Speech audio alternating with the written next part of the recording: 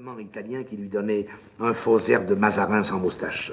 « Et qu'est-ce que vous avez donc fait, lui demanda ce dernier, pour vous attirer cette méchante affaire? Et que voulez-vous, prince, de voir ce malheureux lion avec sa sébile aux dents, humilié, vaincu, bafoué, servant de risée à toute cette pouillerie musulmane? Mais vous vous trompez, mon noble ami, dit-il.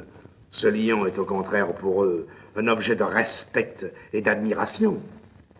C'est une bête sacrée qui fait partie d'un grand couvent de lions, une espèce de trappe formidable et farouche, pleine de rugissements et d'odeurs de fauve, où des moines singuliers élèvent et apprivoisent des lions par centaines et les envoient de là dans toute l'Afrique, accompagnés de frères quêteurs. Les dons que reçoivent ces frères servent à l'entretien du couvent et de sa mosquée. En écoutant ce récit invraisemblable et pourtant véridique, Tartarin Tarascon se délectait. Il y a encore des lions en Algérie. S'il y en a, dit le prince avec enthousiasme. Mais dès demain, nous allons battre la plaine de Chélif, et vous verrez. Et quoi, prince?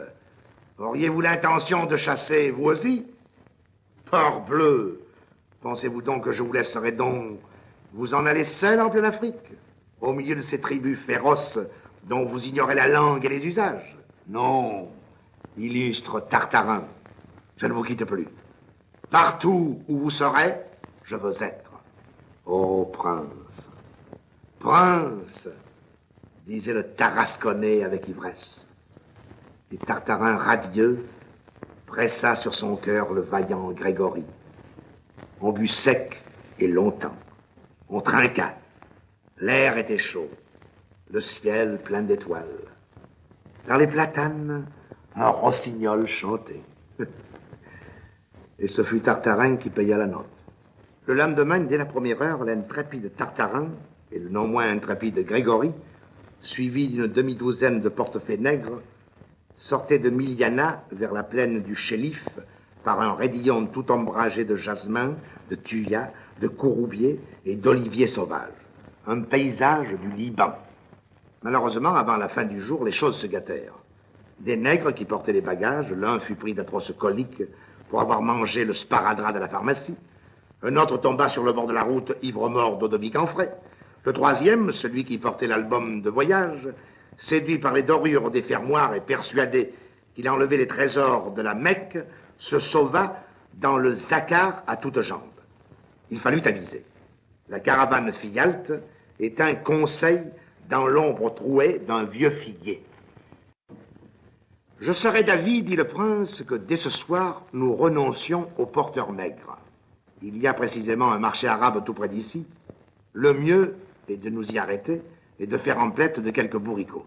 Je trouve que, pour le coup d'œil de notre caravane, des ânes ne feraient pas très bien. Je voudrais quelque chose de plus oriental. Ainsi, par exemple, si nous pouvions avoir un chameau. Tant que vous en voudrez, fit l'Altesse.